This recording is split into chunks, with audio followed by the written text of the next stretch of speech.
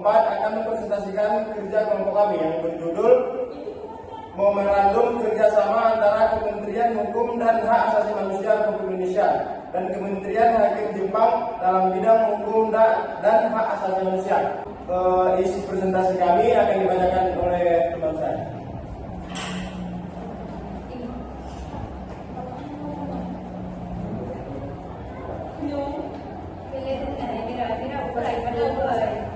Memorandum Kerjasama antara Kementerian Hukum dan Hak Asasi Manusia Republik Indonesia dan Kementerian Kehakiman Jepang dalam bidang hukum dan hak asasi manusia. Kementerian Hukum dan Hak Asasi Manusia Republik Indonesia dan Kementerian Kehakiman Jepang selanjutnya disebut secara perorangan sebagai masing-masing peserta dan secara bersama-sama sebagai para peserta. Mengakui pentingnya prinsip kedaulatan, kesetaraan, dan keuntungan bersama dalam peningkatan aturan hukum dan hak asasi manusia dalam pembangunan nasional masing-masing negara. Mengakui bahwa para peserta adalah mitra yang saling berbagi nilai-nilai universal seperti aturan hukum dan demokrasi. Berkeinginan untuk meningkatkan kerjasama dan bantuan timbal balik antara para peserta dalam bidang hukum dan hak asasi manusia di masing-masing negara.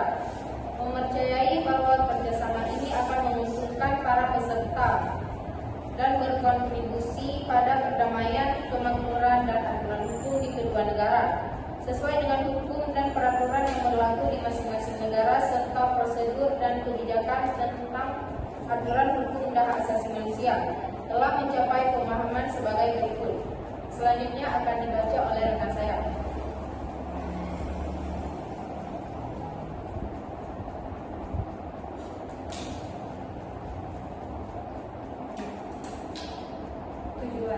Tujuan dari memorandum kerjasama ini yang selanjutnya disebut MKS adalah untuk meningkatkan persahabatan, pemahaman, dan kerjasama antara para peserta melalui pertukaran keahlian dan informasi dalam bidang hukum dan hak asasi manusia.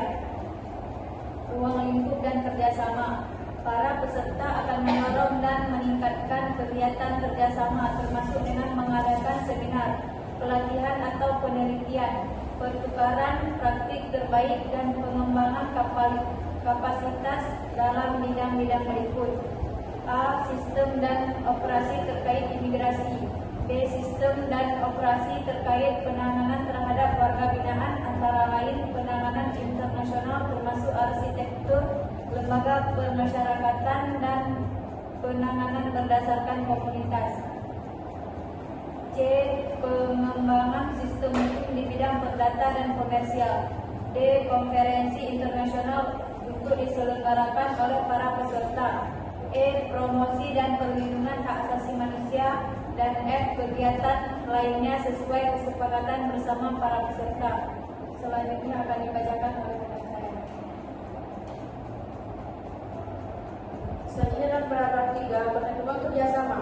Yang pertama itu ada kerjasama di bawah MKS ini akan dilakukan sesuai dengan kompetensi masing-masing peserta dan tunduk pada hukum dan peraturan yang berlaku di masing-masing negara. Yang kedua, para peserta akan melakukan kerjasama di bawah MKS ini sesuai dengan sumber daya anggaran manusia dan material yang tersedia. Yang ketiga, para peserta akan menanggung biayanya masing-masing kecuali disepakati sebaliknya. MKS ini tidak membebankan kewajiban hukum apapun kepada para peserta.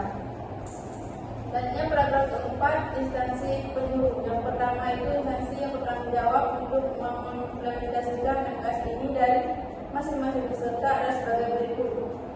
Poin A, untuk Kementerian Hukum dan Hak Asasi Manusia Republik Indonesia Sekretariat Jenderal. Yang B, untuk Kementerian Kehakiman Jepang Divisi Hubungan Internasional Sekretariat Menteri. Yang kedua, masing-masing peserta akan segera memberitahu peserta lainnya dalam hal terjadi perubahan terkait instansi penyuruh.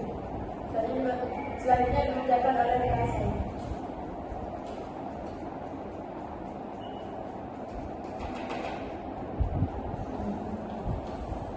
Baik, selanjutnya paragraf 5, modifikasi.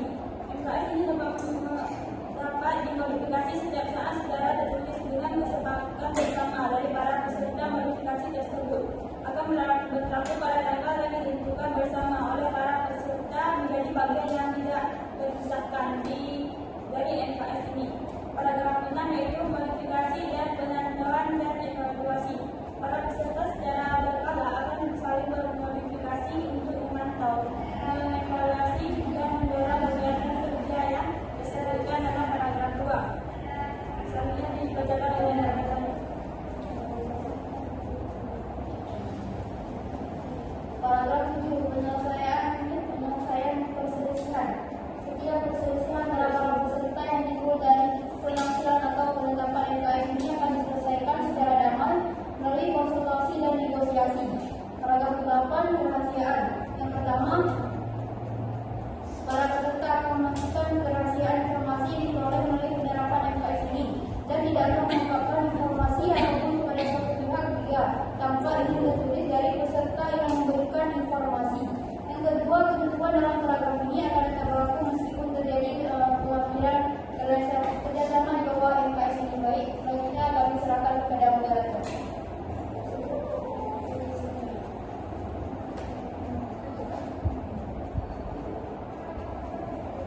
Baik, terima kasih. Sekian dari presentasi kelompok kami. Apabila ada yang kesalahan, kami minta maaf dan kurang mohon maaf. Assalamualaikum warahmatullahi wabarakatuh.